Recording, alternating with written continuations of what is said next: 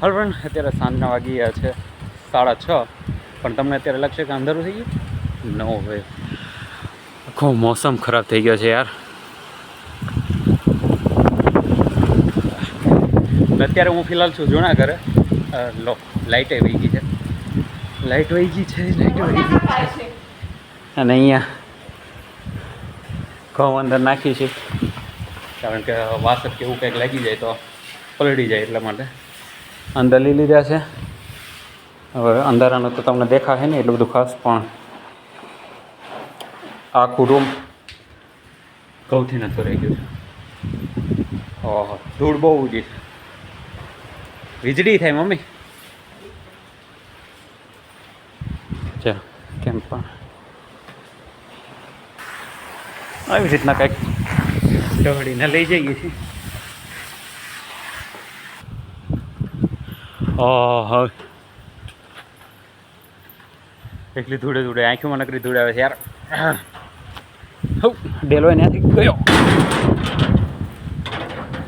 તો ચાલો હવે જઈએ આપણે નવા ઘરે, ને પછી જઈએ ને ત્યાંથી ગામમાં. હા પહેર્યા, મારું ચંપલ તૂટી ગયું યાર. ઘઉં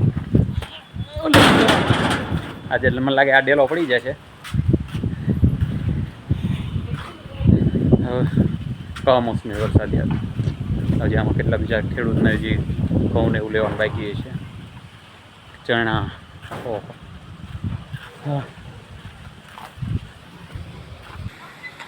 તો અત્યારે ફિલહાલ આવી ગયો છું નવા ઘરના ધાબા ઉપર. પણ આંખોમાં નકરી ધૂળે જાય છે યાર, બહુ ધૂળ ઉડે છે. અને આ વર્ષનું પણ કેરીનું સિઝન મને લાગે છે ફેલ જવાનું છે. ગયા સાલ પણ કેરીનું સિઝન આ જ રીતે ફેલ ગયું હતું, પણ એટલું બધું ખાસ નહોતું. અને આ વર્ષે આંબા પણ ઓછા આવ્યા છે ને એમાં પણ હવે ખબર નહીં કે હવે ભગવાન શું કરશે. બસ આવું કાંઈ છે. જો બને ત્યાં સુધી ખાલી પવન ઉડીને આ વાદળું સુધી વયું જાય તો કાંઈ એટલો બધો ખાસ પ્રોબ્લેમ નથી. પણ વરસાદ આવ્યો તો પછી मौसम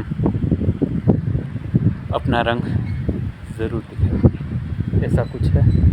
अभी लिटरली वहाँ पे आप देख सकते हैं वो जो प्रकाश दिखता है, प्रकाश જે દેખાઈ રહ્યો છે તે તમને દેખાઈ રહ્યું છે કે ત્યારે ઘઉંના પડા જે સળગાવતા હોય છે એ. અને સામેની સાઈડ ઓલી લાઈટ દેખાય છે ત્યાં અત્યારે બિચારા કોક ઘઉંનું કટર ચાલી રહ્યું છે. અત્યારે કોકને ઘઉં લેવાના બાકી છે યાર. ખેડૂતને કેટલી નુકસાની, અને એમાં પણ આ મોંઘવારી વધતી જાય છે. યુદ્ધ બીજે છે, મોંઘવારી અહીંયા વધે છે. તો આવું કાંઈ છે. તો ચાલો હવે આજનો વિડીયો અહીંયા છે. મિની બ્લોગ સારો લાગ્યો તો લાઈક, શેર, સબસ્ક્રાઈબ કરો.